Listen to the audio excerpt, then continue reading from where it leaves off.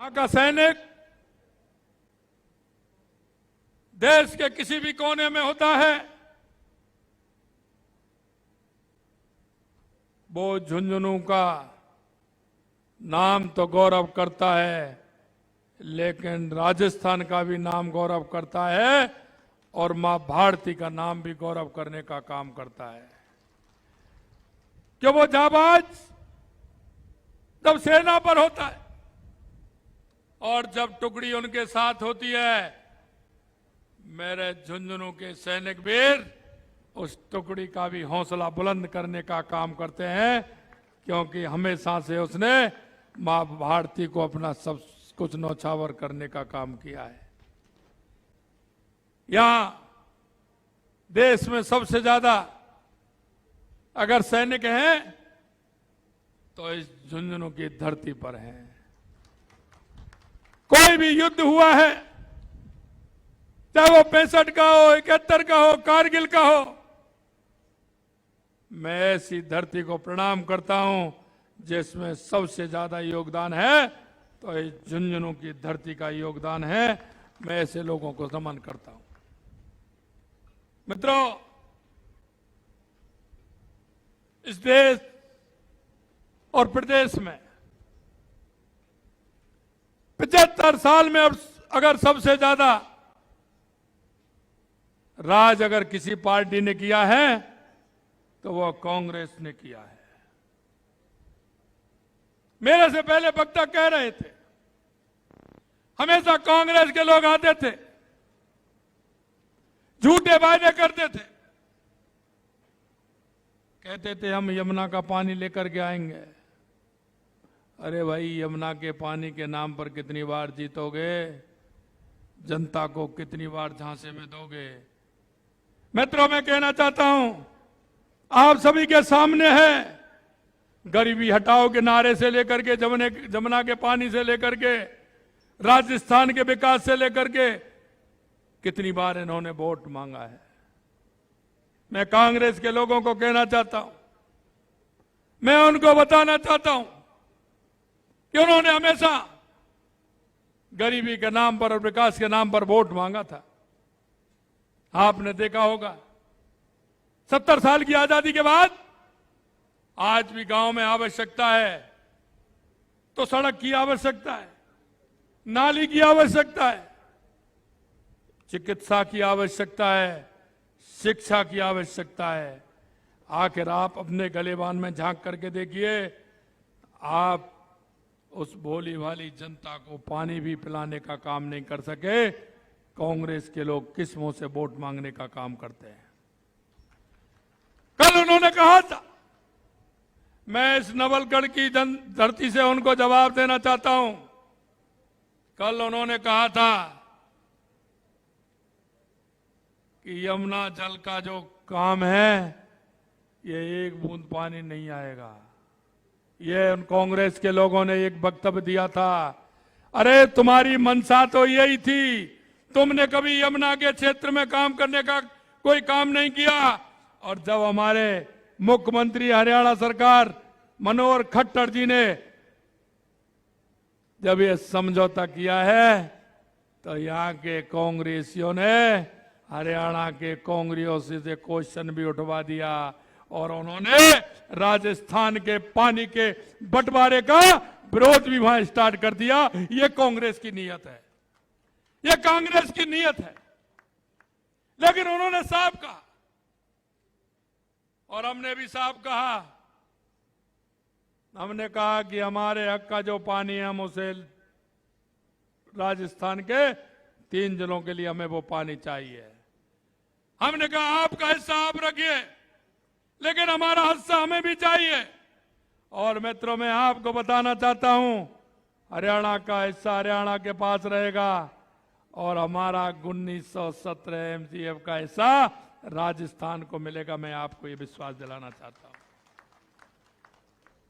सबसे पहले हमने देखा हमारे राजस्थान के अंदर और कमी है तो पानी की है।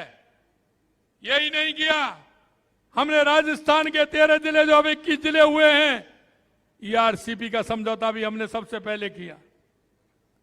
उससे भी राजस्थान के 21 जिलों को फायदा होने वाला है। हमने ये इनको पता ही नहीं था।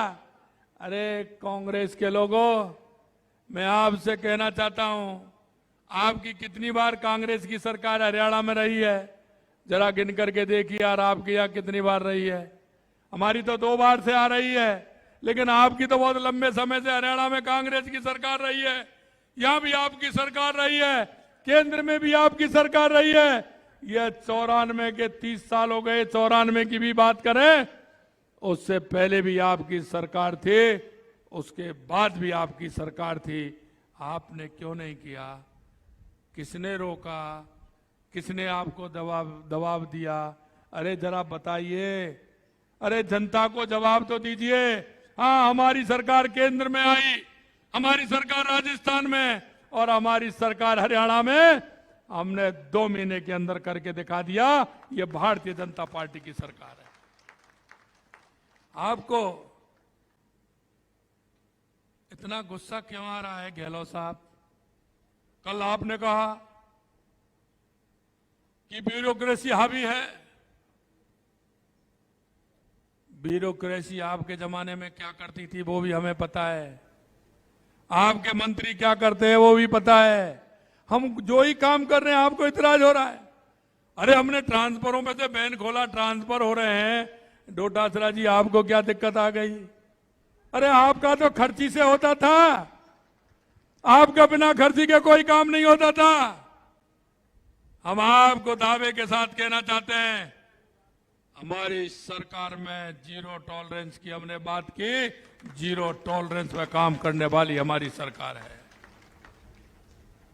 मैं आपको कहना चाहता हूं मित्रों, इस कांग्रेस ने हमेशा धोखा दिया है, धोखा दिया है। इंदिरा गांधी ने भी गरीबी के नाम पर वोट मांगा था, राजीव गांधी ने भी गरीबी के नाम पर वोट मांगा था, सोनिया गांधी ने भी गरीबी के नाम पर वोट मांगा था। बीच में और 2 आ गए, उन्होंने भी गरीबी के नाम पर वोट मांगा था। राहुल जी भी गरीबी के नाम पर वोट मांग रहे हैं। मैं राहुल जी आपसे कहना चाहता हूं, आज वो धौलपुर के अंदर हैं, गहलोत साहब भी हैं, डोटासरा भी हैं, और भी वह कांग्रेस के नेता हैं। जरा राहुल जी से पूछिए, पिछली बार राजस्थान में आए थे तो कुछ वायदा करके गए थे। अरे वायदों को याद मत दिलाइए, पूछ तो लीजिए कि राजस्थान की जनता को क्या कह के गए थे, क्या आपने पूरा किया क्या? अब वो कह रहे न्याय यात्रा निकाल रहे हैं। अरे कौन सी न्याय यात्रा निकाल रहे हैं? अगर सबसे ज्यादा महिला अत्याचार, महिला दुष्कर्म की घटना हुई थी तो कांग्रेस के राज में हुई थी।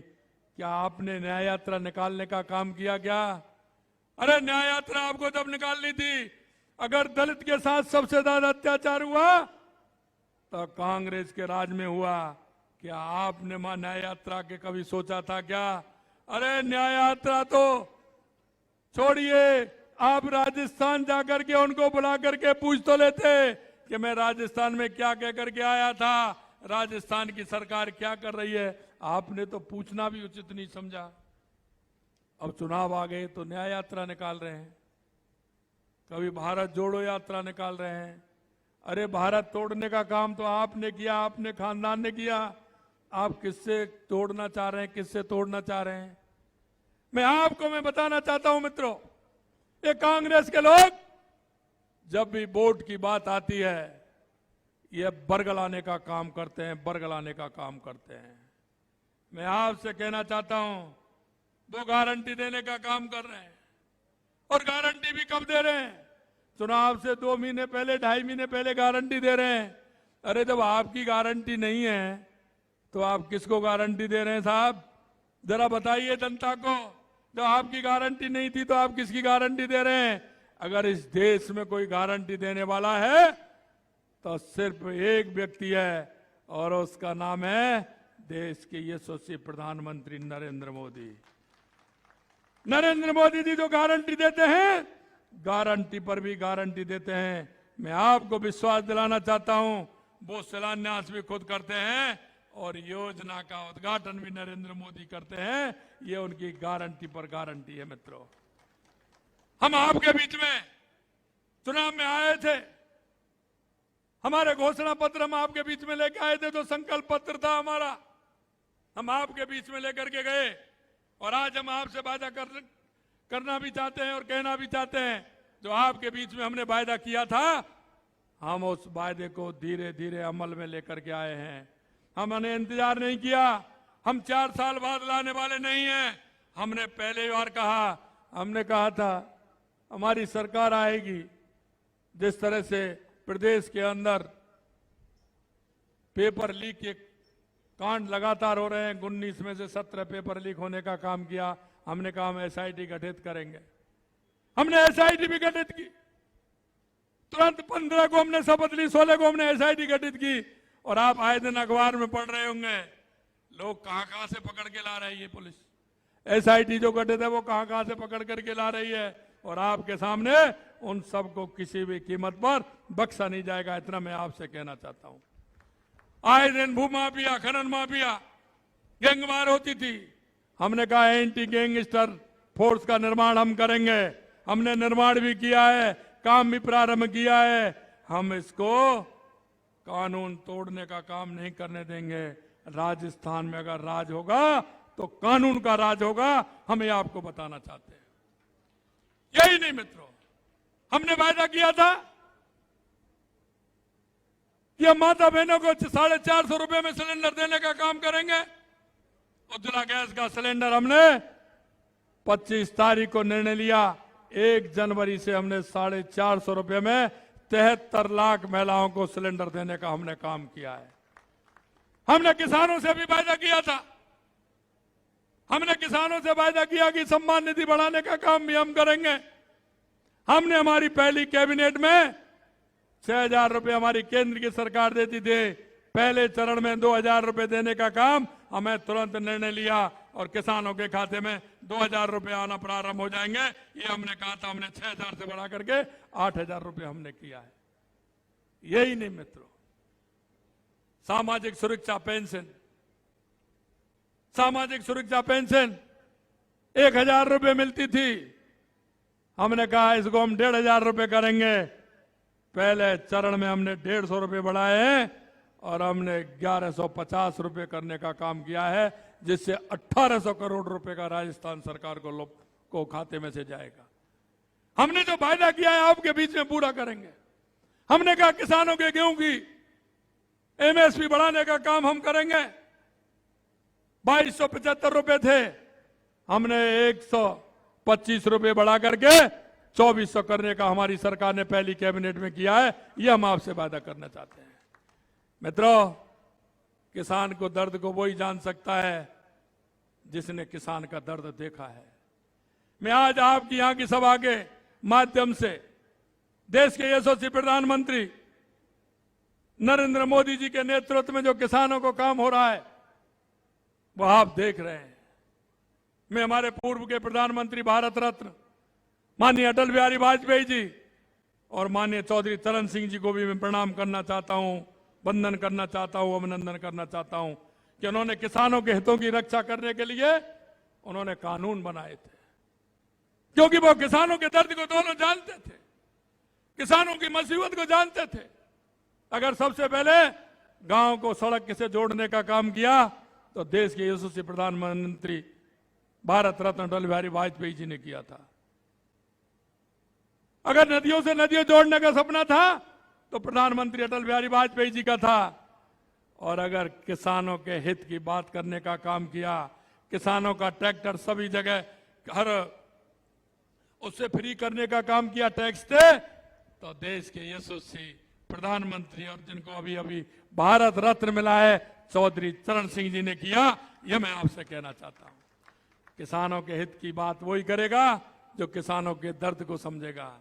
माननीय यशस्वी प्रधानमंत्री नरेंद्र मोदी जी ने राजस्थान के आवाम का, राजस्थान के किसान का दर्द समझा। और एक नहीं मित्रों, लगातार पानी के समझौते हमने किए हैं। कल मैं उदयपुर के अंदर था, उदयपुर के अंदर क्योंकि हमारी झीलों की नगरी है उदयपुर, वहां का पानी आधा बंगाल की खाड़ी में जाता है, अरावली का आधा पानी अरब सागर में जाता है। हमने योजना बनाई है, उस योजना का हमने कल शिलान्यास किया।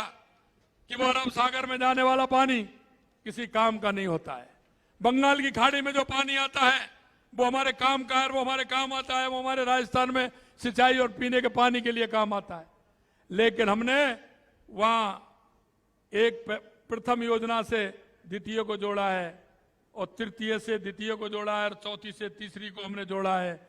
और उसमें टनल के माध्यम से जो अरब सागर में पानी जाने वाला था वो सीधा पानी उदयपुर की झीलों में आएगा, और जब झील भरेंगी तो आगे कपासन होके, चित्तौड़ होके, भीलवाड़ा होके हमारे बीसलपुर डैम में आएगा, जो राजस्थान की जनता को पीने का पानी मिलेगा। हमने कहा हमारी चंबल का पानी जाता है, ईआरसीपी की हमारी योजना काली सिंध, पार्वती और चंबल, उसमें बड़ी परेशानी थी। 13 जिले हैं, जयपुर से लेकर के हमारे भरतपुर संभाग से लेकर के अलवर से लेकर के इन सभी जिलों में उसको पीने का पानी भी मिलेगा। 2,80,000 हेक्टेयर का सिंचाई का भी पानी उसमें मिलेगा। उसमें भी कांग्रेस के लोगों ने ये कहते हैं कि हम क्या करें। अरे करें क्या, तुम्हारा मन ठीक नहीं है, नीति ठीक नहीं है, नियत ठीक नहीं है। क्यों ठीक नहीं है?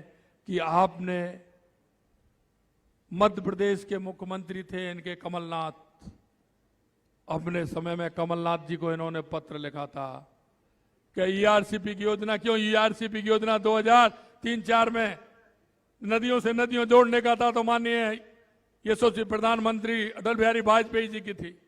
2013 में हमारी सरकार बनी, वसुंधरा जी की सरकार बनी, उन्होंने ईआरसीपी को आगे बढ़ाने का काम किया। इन्होंने कहा ईआरसीपी को रोकेंगे तो दिक्कत, इन्होंने उसको सिर्फ कागजों में रखा, कागजों में रखा।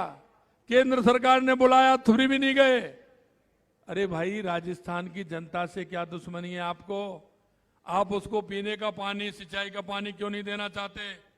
लेकिन मैं आपको बताना चाहता हूं, जब प्रेशर हुआ तो इन्होंने कमलनाथ को चिट्ठी लिखी। कमलनाथ ने इनको वापस चिट्ठी लिख दी कि मुझे आपकी ईआरसीपी मंजूर नहीं है, और कहीं ये कहीं हो नहीं जाए। उन्होंने कोर्ट में भी पहुंच गए, कोर्ट में भी लगा दिया, और मित्रों इन्होंने उसमें कुछ नहीं किया। अरे भाई, तो ऐसे कहते हैं, एक दूसरे की मदद होती है, ऐसे कहते हैं।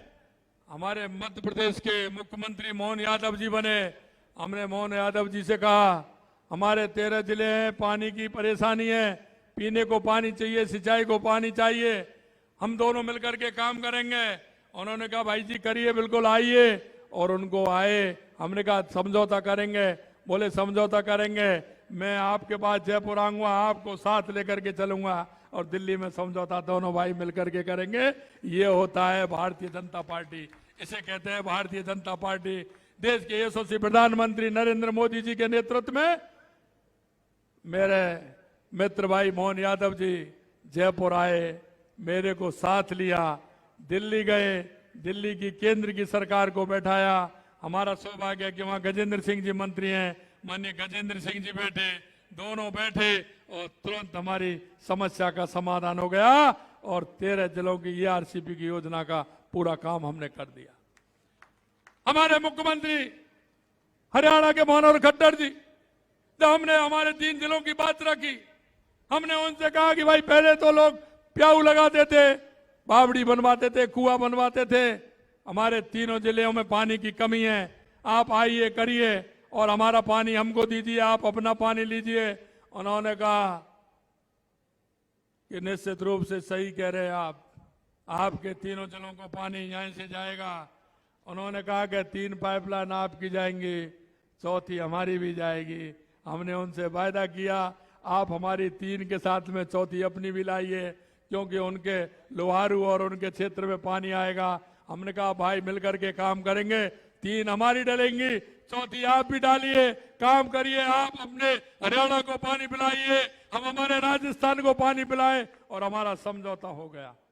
और हमारे 4 महीने पूरी डीपीआर बन करके हमको वहां से पानी मिलना स्टार्ट हो जाएगा।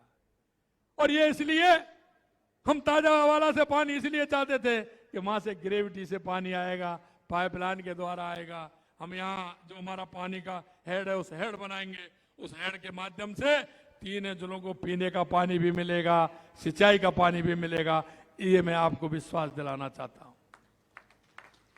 अगर कोई कर सकता है तो देश के यशस्वी प्रधानमंत्री नरेंद्र मोदी जी कर सकते हैं। माननीय प्रधानमंत्री नरेंद्र मोदी जी के नेतृत्व में जो आपको जिस तरह की कोई गारंटी दी है, उस गारंटी को पूरा करने का काम हमारे यशस्वी प्रधानमंत्री जी करेंगे। मित्रों, मैं आपको यही विश्वास दिलाना चाहता हूं। हमने आपके बीच में घोषणा पत्र लेकर के गए हैं, उन घोषणा पत्र की सारी मांगों को भी पूरा करेंगे। क्योंकि ये कांग्रेस वाले आते हैं ना, चुनाव आते हैं तो ये झूठ का और लूट का सहारा लेते हैं। आपने देखा होगा किस तरह का भ्रष्टाचार था। मेरे से कह रहे थे कल अधिकारियों के, मैंने कहा आप जब, क्योंकि जब इन्होंने गुरुओं को नहीं छोड़ा, गुरुओं का एक सम्मेलन था हमारा शिक्षक सम्मेलन में, जैसा आपने देखा, खुद मुखिया पूछ रहे हैं कि आपका भ्रष्टाचार तो नहीं चलता, ट्रांसफर में कुछ चलता तो नहीं है। सब शिक्षक खड़े होकर चलता है, थोड़ा नहीं पूरा चलता है। अरे गहलोत साहब, आप देख नहीं रहे थे क्या? आपके सरकार के नुमाइंदों का भी मिल गया, आपके मंत्रियों का भी आपने देख लिया, आपके अधिकारियों को भी आपने देख लिया। आप क्या देखना चाहते हैं? अब कह रहे हैं आपने ट्रांसफर कर दिए, क्योंकि पहले खर्ची से होते थे, ट्रांसफर होते ही उनके दिमाग, क्योंकि आदमी का दिमाग वहीं चलता है, आप जानते हो कहां पहुंचता है। उनका दिमाग पहुंच गया कि अगर हमारे जमाने में तो ये होता था, अगर हम होते तो ये और कर लेते, गुड़ा गणित भी लगा लिया होगा। मित्रों, मैं कहना चाहता हूं आपसे, यह भारतीय जनता पार्टी की सरकार है। आपसे एक एक वायदा किया है, किसी भी तरह का भ्रष्टाचार प्रदेश के अंदर नहीं होगा, किसी तरह की गुंडागिर्दी नहीं होगी। और आपसे जो हमने वायदा किया है, हमारी बहनों के साथ हमने वायदा किया है, किसी तरह का अत्याचार राजस्थान की धरती पर नहीं चलेगा। अगर राजस्थान में शासन चलेगा तो कानून का शासन चलेगा। अंत में मैं आपसे इतना ही निवेदन करना चाहता हूं मित्रों, आने वाले समय में लोकसभा का चुनाव आ रहा है, ये डबल इंजन की सरकार है। इस डबल इंजन की सरकार का और ज्यादा ताकत देने का काम आपको करना है।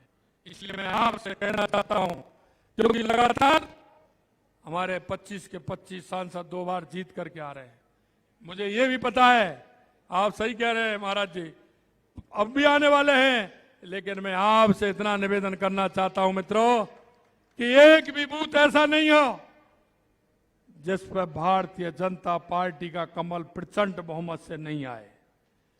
एक भी लोकसभा ऐसी नहीं हो जो 5 लाख से कम वोटों से जीते, क्योंकि हमें उस ताकत के साथ, जिस तरह से हमारे देश के यशस्वी प्रधानमंत्री नरेंद्र मोदी जी राजस्थान के हर काम के लिए हमको प्रोत्साहित करते हुए हमारी योजनाओं को आगे बढ़ाने का काम कर रहे हैं, उससे 4 गुना ज्यादा हमें कर कर बताना है। और मैं आपको यही विश्वास दिलाता हूं कि यही समय है, सही समय है। क्या यही समय है, सही समय है? और यह विश्वास दिलाता हूं, आगे इस राजस्थान और केंद्र की सरकार लगातार 10 साल, 15 साल, 20 साल और 25 साल तक रहे। 2047 तक दुनिया का सिरमौर हमारा भारत बने, इसके लिए हम काम कर रहे हैं और दुनिया का सिरमौर बन के रहेगा। 2014 के बाद देश में जो परिवर्तन आप देख रहे हैं, आपको खुद ही महसूस हो रहा होगा कि 2014 के बाद गरीब कल्याण से लेकर के, विकास से लेकर के, रक्षा के क्षेत्र से लेकर के, सीमाओं से लेकर के, और देश में दुनिया का, देश में भारत का जो सम्मान बढ़ा है, उसे लेकर के आप देख रहे हैं किस तरह से भारत आगे बढ़ रहा है। और मैं आपको ये विश्वास दिलाता हूं, स्वामी विवेकानंद जी ने कहा था 21वीं सदी भारत की होगी। मैं भी आपके बीच में कहना चाहता हूं, आने वाले समय में भारत दुनिया का मुकुट होगा। यह मैं आपको विश्वास दिलाता हूं। आप सभी लोग इतनी बड़ी संख्या में आए, आप सभी के लिए मैं पुनः बहुत बहुत धन्यवाद और साधुवाद देना चाहता हूं। एक साथ आप सभी के दर्शन का लाभ मुझे मिला, इसके लिए मैं धन्यवाद देना चाहता हूं। आप सभी को बहुत बहुत धन्यवाद। जय हिंद, जय भारत। एक बार पुनः खड़े होकर जोरदार तालियों से हार्दिक स्वागत एवं अभिनंदन सबसे बड़े इस भारतवर्ष के सबसे बड़े भौगोलिक प्रदेश के मुख्य सत्ताधीश महोदय और यूं ही उस भारतवर्ष के प्रधान सेवक महोदय ने आपको इस सबसे बड़े भौगोलिक प्रदेश की कमान नहीं सौंपी।